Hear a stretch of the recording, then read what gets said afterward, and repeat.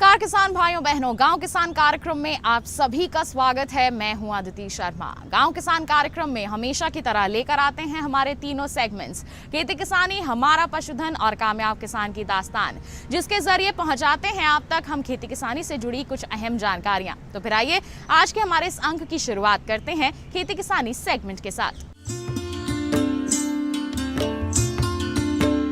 किसान भाइयों बहनों, कोरोना महामारी का दौर है और ऐसे में भी आप लोग निरंतर खेतों में कार्य कर रहे हैं ताकि खेती किसानी में उन्नति हो सके, देश में खाद्यान्न की आपूर्ति हो सके। और ऐसे में बता दें, हमारे जो कृषि वैज्ञानिक हैं वो भी निरंतर कार्यरत हैं ताकि अच्छी तरह से विकास हो सके कृषि के क्षेत्र में। तो क्या कुछ खास गतिविधियां हो रही हैं हमारे इस कृषि के क्षेत्र में, आइए जानते हैं इस सेगमेंट के जरिए।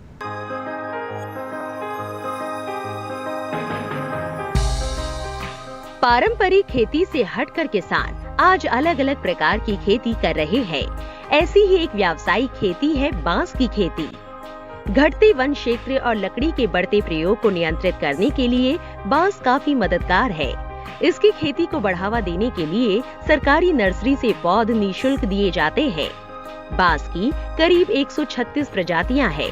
भारत में 13.96 मिलियन हेक्टेयर क्षेत्र का कवर करता है बांस।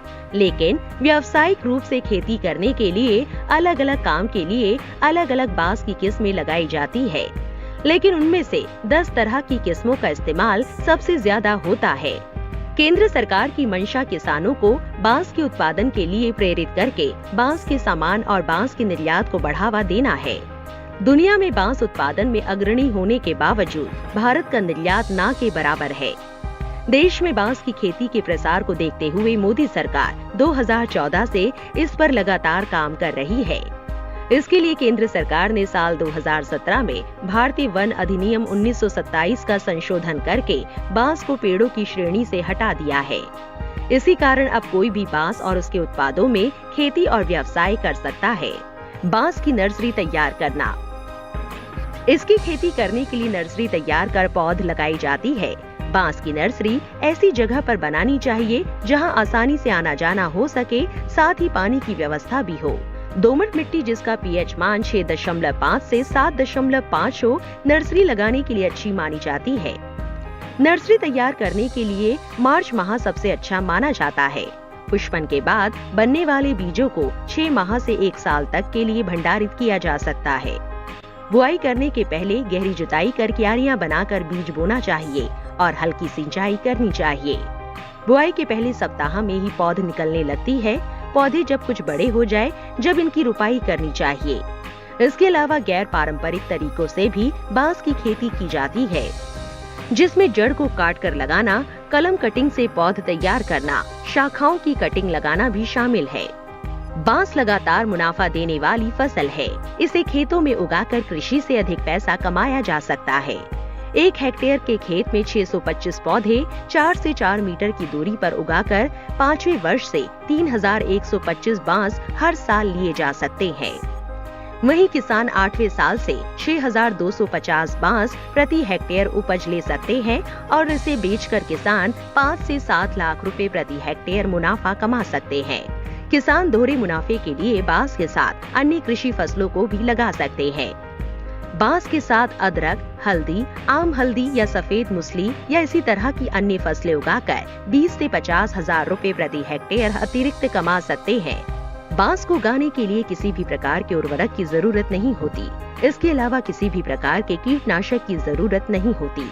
इसके अलावा बांस का पौधा भूमि संरक्षण का भी कार्य करता है। ये भूमि के कटाव को रोकता है। एक बार पौधा स्थायी हो जाए तो ये तब तक नहीं मरता जब तक ये अपनी पूरी आयु ना कर ले। वैसे बांस की आयु 32 से 48 वर्ष मानी जाती है। बांस अन्य पौधों की तुलना में पर्यावरण की अधिक रक्षा करता है। ये वायुमंडल से 66% अधिक कार्बन डाइऑक्साइड सोखता है और बदले में 66% अधिक ऑक्सीजन छोड़ता है। इस तरह से देखा जाए तो बांस जितना किसानों के लिए लाभप्रद है, उससे कहीं ज्यादा पर्यावरण के लिए।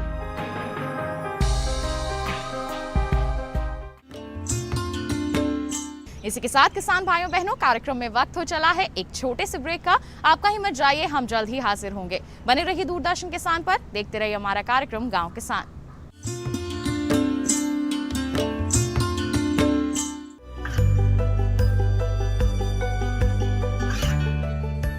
और पिछड़े क्षेत्रों में सरकारी योजनाओं की जानकारी पहुंचा। देश में कौशल और क्षमता विकास कर ग्रामीणों को सामाजिक बदलाव और विकास से जोड़ने की दूरदर्शन किसान की पहल चौपाल चर्चा देखें सोमवार से शुक्रवार सुबह 9 बजे।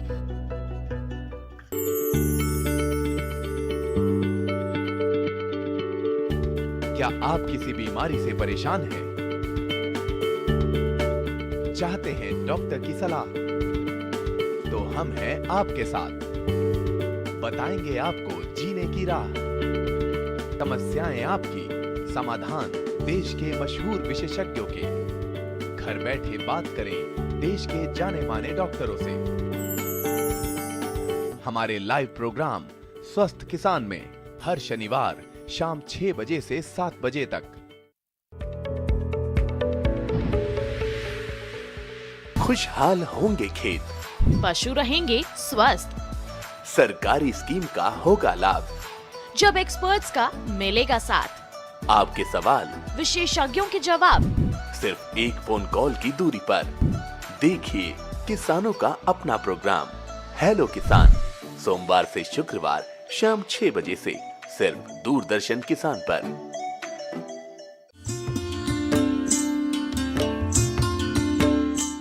ब्रेक के बाद दूरदर्शन किसान के कार्यक्रम गांव किसान में आप सभी का फिर से स्वागत है। अब कार्यक्रम में वक्त है हमारा पशुधन सेगमेंट का, जिसमें हम आपको जानकारी देंगे कि हमारे पशुपालन क्षेत्र से जुड़े किसान जो हैं, हमारे जो पशुपालक हैं, वो किस तरह के प्रबंधन कार्य कर सकते हैं, किस तरह की वैज्ञानिकों की सलाह का पालन कर सकते हैं, जिससे वो इस क्षेत्र में अपार सफलता हासिल कर सके। तो आइए, क्या है हमारे विशेषज्ञों की सलाह पशुपालन के क्षेत्र को लेकर, आपको दिखाते हैं।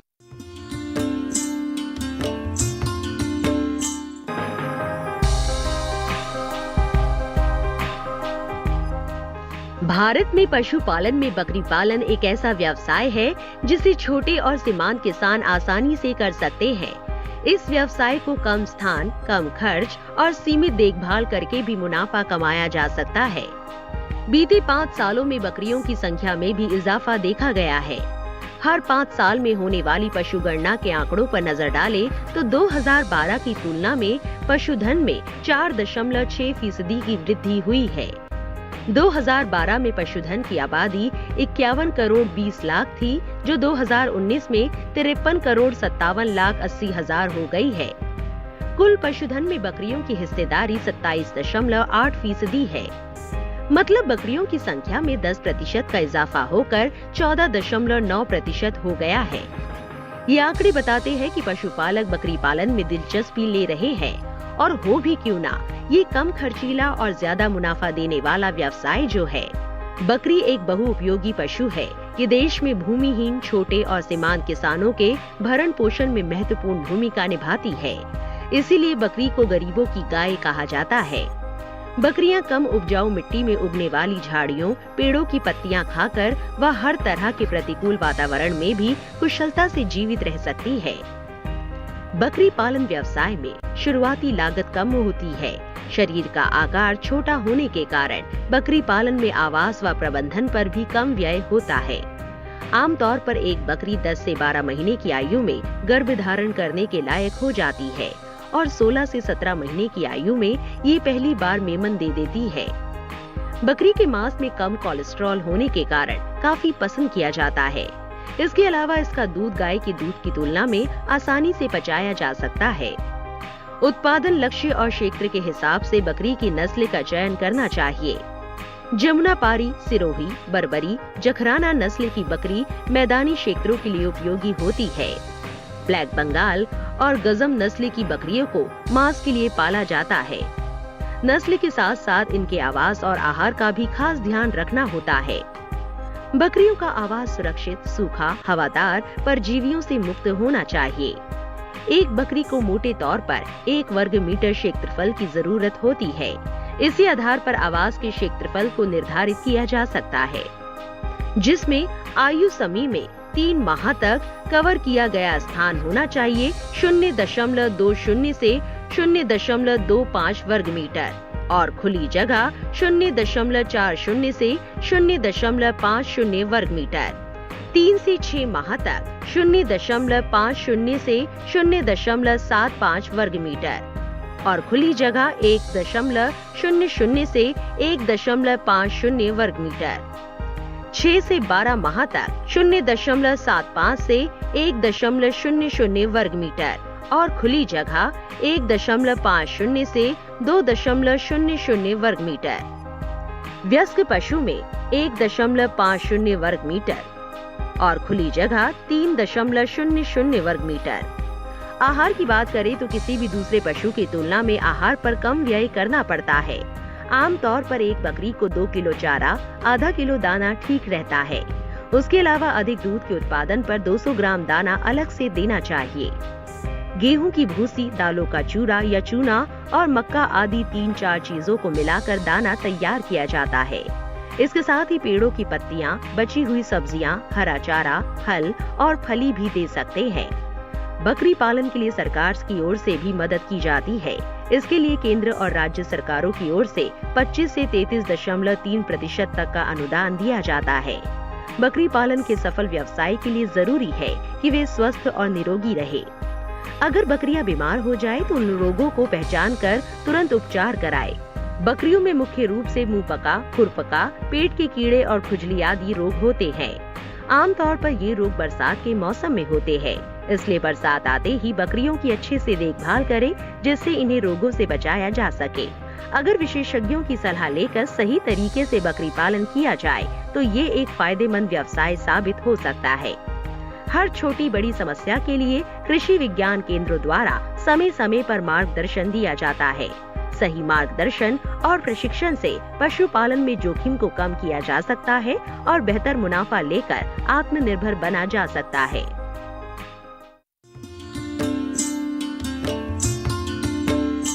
अब कार्यक्रम में किसान भाइयों बहनों वक्त हो चला है पशुपालक कैलेंडर पर नजर डालने का। तो इस वर्तमान समय में किस तरह के प्रबंधन कार्य आप कर सकते हैं जिससे आपके पशुओं का स्वास्थ्य बेहतर बना रहे, आइए जानें और नजर डालें इस माह के पशुपालक कैलेंडर पर।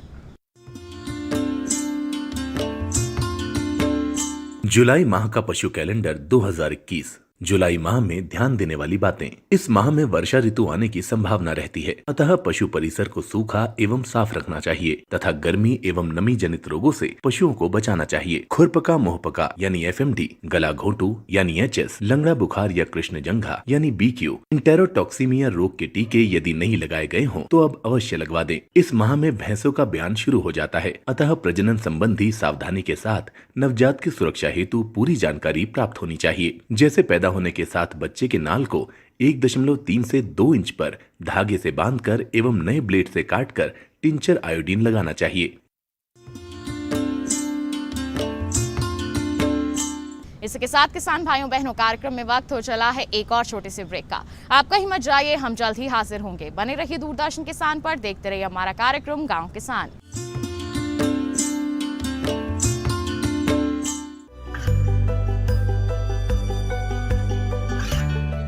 गांवों और पिछड़े क्षेत्रों में सरकारी योजनाओं की जानकारी पहुंचा। देश में कौशल और क्षमता विकास कर ग्रामीणों को सामाजिक बदलाव और विकास से जोड़ने की दूरदर्शन किसान की पहल चौपाल चर्चा देखें सोमवार से शुक्रवार सुबह 9 बजे।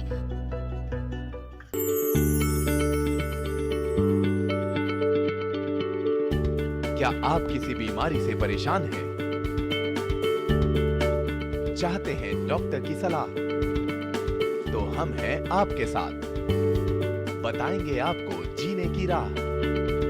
समस्याएं आपकी, समाधान देश के मशहूर विशेषज्ञों के। घर बैठे बात करें देश के जाने माने डॉक्टरों से।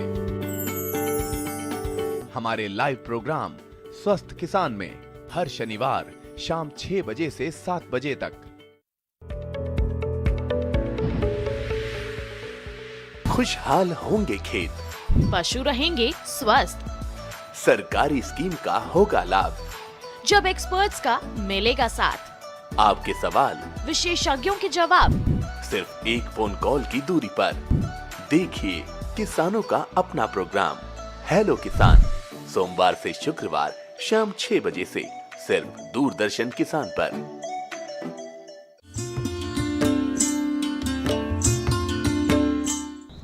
ब्रेक के बाद दूरदर्शन किसान के कार्यक्रम गांव किसान में आप सभी का फिर से स्वागत है। अब कार्यक्रम में वक्त है कामयाब किसान की दास्तान का, यानी कि मुलाकात करने का हमारे सफल किसान से। जी हाँ, इन्होंने कड़ी मेहनत से ये स्थान हासिल किया है, ये मुकाम हासिल किया है। तो आइए मुलाकात करते हैं इनसे, जानते हैं कैसी है इनकी सफलता की कहानी।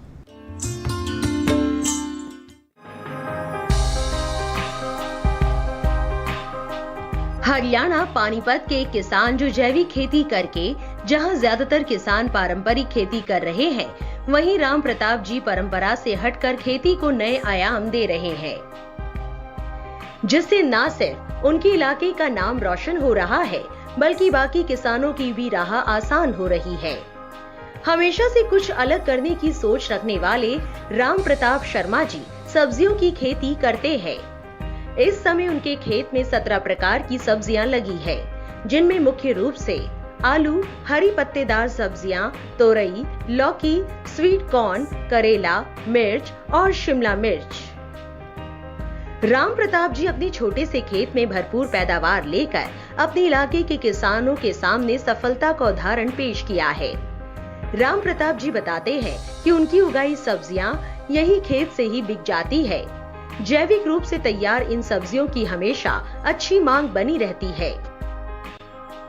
मैंने दिसंबर के अंदर 6 एकड़ में सब्जी लगाई थी। लो टनल के अंदर 17 प्रकार की सब्जी लगा रखी है। मैंने आलू, करेला, तोरी, चप्पल टिंडा, खरबूजा, तरबूज, टमाटर और मिर्च, शिमला मिर्च और जी ककड़ी, लौकी, पेठा और जी स्वीट कॉर्न, बैंगन तो और अपना ये जो और धनिया, पालक, मेथी, ये सारी सब्जी मैंने अपने खेत में लगा रखी, जिससे कि ये फरवरी के अंदर इसकी हार्वेस्टिंग शुरू हो गई और मैं यहीं अपने सेल पॉइंट खेत में है, यहीं अपना सेल कर रहा हूँ, जिससे कि कई बार तो मेरे पास कमी पड़ जाती है, बहुत बढ़िया रेट मिल जाता है, हर बढ़िया मेरा क्वालिटी देता हूँ। राम प्रताप जी गोबर की खाद, केचुआ खाद, ड्रिप सिंचाई का उपयोग करके हर सीजन में भरपूर पैदावार लेते हैं। आइए उन्हीं से समझते हैं उनकी खेती की बारीकियां। मैं जैविक विधि से करता हूँ, सारा गोबर की खाद, केचुए खाद और ओमिक एसिड वगैरह सारे अपनी विधियाँ अपनाता हूँ। लो टनल और अपना ड्रिप सिस्टम और अपना मल्चिंग, तो अपना इससे मैं अपना काम तैयार करता हूँ। राम प्रताप जी के द्वारा उगाई गई सब्जियां सफल और मदर डेयरी द्वारा भी ली जाती है। इसके अलावा शर्मा जी अनुबंध खेती भी करते हैं। उनके इन कार्यों के लिए हरियाणा सरकार ने खेती में बेहतर काम के लिए हरियाणा कृषि रत्न से सम्मानित किया है, जिसमें उन्हें 1 लाख रुपए की नगद राशि और प्रशस्ति पत्र दिया गया। इसके पहले भी इन्हें प्याज, आलू और मटर के लिए भी सम्मानित किया जा चुका है। युवाओं के लिए राम प्रताप जी का कहना है, वो जो भी काम करे पूरी रुचि और लगन से करे। युवाओं के लिए भी हम यही कहते हैं, जिसके जो काम करे अपनी रुचि से करे, वैसे टेम्परेरी, हाँ, दिल से जो काम करेगा ना, उसका जुनून होना चाहिए पहले तो। जब तक जुनून नहीं होगा वो काम नहीं करेगा, कामयाब नहीं होगा। खेती की मेहनत को देखते हुए हरियाणा सरकार ने मेरे को हरियाणा कृषि रत्न से सम्मानित किया था। गन्नौर के अंदर 1 लाख रुपए इनाम दिया था और सर्टिफिकेट दिया था। उससे पहले साल श्री मोहन लाल खट्टर जी ने रोहतक के अंदर 51,000 का इनाम और सर्टिफिकेट दिया था। उससे पहले मेरे को डीजी साहब ने अपना घरोंडा के अंदर फर्स्ट प्राइज़ प्याज में दिया था और पिछले साल मेरे को यहाँ अपना घरोंडा एक्सीलेंट सेंटर में आलू और मटर में भी मेरे को प्राइज़ मिला था, फर्स्ट प्राइज़। और अब मेरे पास इजराइल की टीम आई थी, इजराइल के राजदूत आए थे और उनने मेरे को ये अवार्ड दिया था। उन्होंने मेरे खेती को देखते हुए मेरे को बहुत सराहनीय कदम बताया बेटे आप कुछ। इस तरह किसान अलग राह पर चलकर अपना खास मुकाम हासिल कर सकते हैं, जिससे उन किसानों को हिम्मत मिलती है जो छोटी जोत में कम लाभ मिलने से परेशान रहते हैं। राम प्रताप जी के ये प्रयास किसानों के लिए किसी सीख से कम नहीं।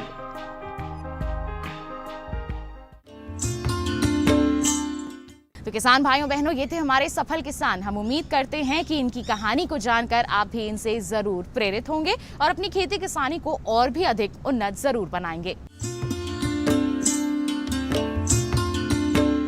तो किसान भाइयों बहनों, ये था हमारा आज का कार्यक्रम गांव किसान। हम उम्मीद करते हैं आज के कार्यक्रम के माध्यम से दी गई जानकारियां आपके लिए जरूर फायदेमंद साबित होंगी। और आपको बता दें, हमारा ये कार्यक्रम आप डीडी किसान के यूट्यूब चैनल पर भी देख सकते हैं। आपको क्या करना है, टीवी स्क्रीन पर जो इस वक्त QR कोड दिखाया जा रहा है, आप उसे स्कैन कीजिए और आप हमारा ये कार्यक्रम गाँव किसान किसी भी समय देख सकते हैं और कृषि जगत से जुड़ी जानकारियां हासिल कर सकते हैं। तो किसान भाइयों बहनों, अगले अंक में मुलाकात होगी आपसे। तब तक के लिए आप हमें दीजिए इजाजत। आप बने रहिए दूरदर्शन किसान पर। नमस्कार।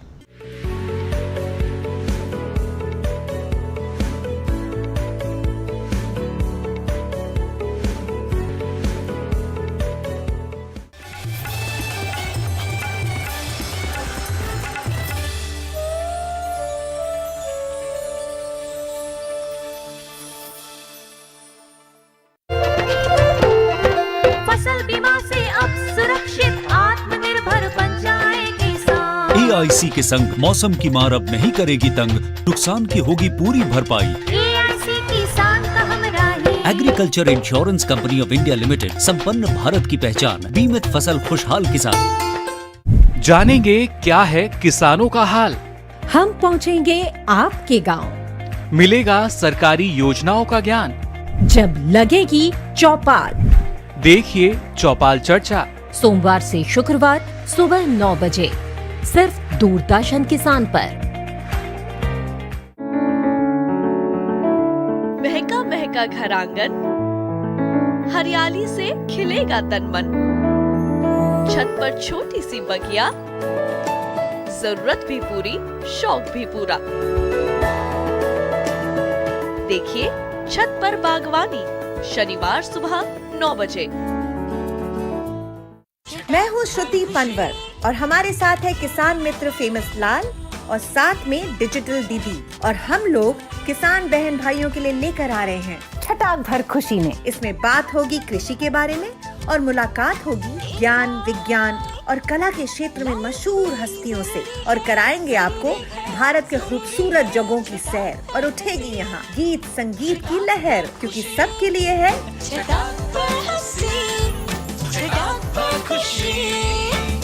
छटाक भर खुशी। देखिए हर शुक्रवार शाम 4:30 बजे से।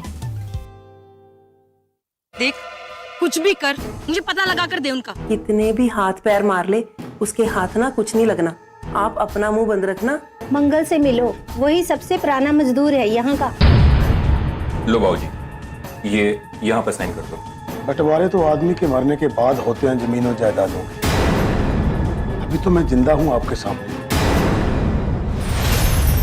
बंटवारा सोमवार से शुक्रवार रात्रि 9 बजे डीडी किसान पर। मैं चाहता हूँ मेरे पोते शांतनु और आपकी पोती अनु की शादी हो जाए। दादाजी का हमेशा से यही सपना था कि इस गांव में एक अच्छा सा अस्पताल खुल जाए। कौन पूरा करेगा हमारा सपना? MBBS admission form. गाँव में वो नहीं होता है जो चाहता है भगवान, बल्कि वो होता है जो चाहता है दुबे प्रधान। मैं आपको डॉक्टर बनकर ही दिखाऊंगी। इस गांव में एक अच्छा सा अस्पताल खोलूंगी और आपका सपना पूरा करूंगी।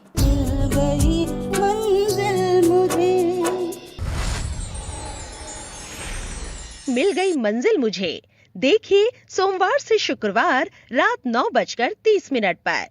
हर गांव पर नजर, हर तकनीक पर पकड़, खबर मौसम की हो या हो हाट बाजार, दिखाएंगे देश की प्रमुख हलचल और खेती किसानी से जुड़ी हर बात। देखिए किसान समाचार रोजाना दोपहर 1:30 पर और शाम 7 बजे। बादलों की लुका छिपी, बारिश का हाल, बर्फ की चादर, बदलता रुख हवाओं का, और मौसम के लिहाज से कैसे करें खेती, और भी बहुत कुछ सिर्फ मौसम खबर में शाम 5 बजे और 7:30 बजे। पीढ़ियों को तोड़ती, रूढ़ियों को छोड़ती, सशक्तिकरण को ओढ़ती महिलाएं, समाज में भरते प्राण, युवा अरमान, ग्रामीण धरती के कोने कोने में आई एक नई पहचान। पिछड़ी व्यवस्था को चीरकर देती नई उड़ान। पूर्वोत्तर में सरकारी प्रयासों के विकास की नवधारा। देखिए पहली किरण पूर्वोत्तर की कहानियाँ सोमवार से बुधवार दोपहर 12:30 पर। हमारे देश के वो किसान जो आपने कभी नहीं देखे, हम दिखाएंगे उन किसानों को जो अपनी खेती के हीरो हैं, जिन्होंने शून्य से लेकर पद्मश्री सम्मान प्राप्त करने तक का सफर तय किया है, जिन्होंने अपनी खेती में नए नए तरीके अपनाए हैं, जो कभी 1 रुपया नहीं कमाते थे वो आज लाखों रुपए कमा रहे हैं। हम ऐसे सफल किसानों की कहानी दिखाएंगे जो आपके लिए जरूरी है। इनसे प्रेरणा लेकर आप भी खेती से कमा सकते हैं लाखों रुपए। तो देखिए उन किसानों के संघर्ष और सफलता की कहानी प्रगति की राह पर। देखना ना भूलें कार्यक्रम प्रगति की राह पर, हर मंगलवार दोपहर 4:30 बजे डीडी किसान चैनल पर। पर्यावरण भारत की चिति, देश का स्वभाव। भारत में पर्यावरण सिर्फ जलवायु नहीं, आबो हवा नहीं, सिर्फ पेड़ पौधे, नदी पर्वत नहीं। भारत में पर्यावरण एक जीवन शैली है, सिर्फ लौकिक नहीं बल्कि दिव्य भारत का आईना। आइए आपका परिचय कराते हैं ऐसी ही कुछ परंपराओं से, इन्हीं जीवन मूल्यों से। कार्यक्रम प्रकृति उत्सव रिविजिटिंग इंडियन एनवायरनमेंट ट्रेडिशन देखिए हर गुरुवार सुबह 7:30 बजे सिर्फ डीडी किसान पर।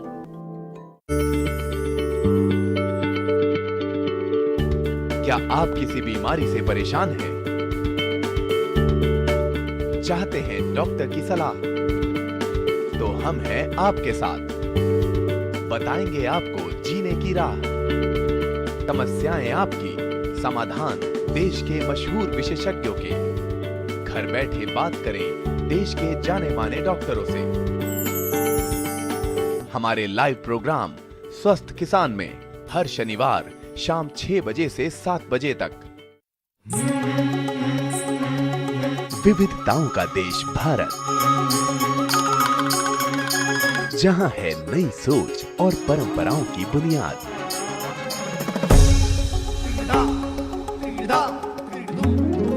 इनसे बन रही है नई पहचान।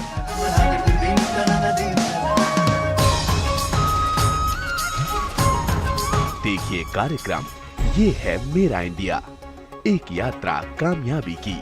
शनिवार और रविवार सुबह 9:30 पर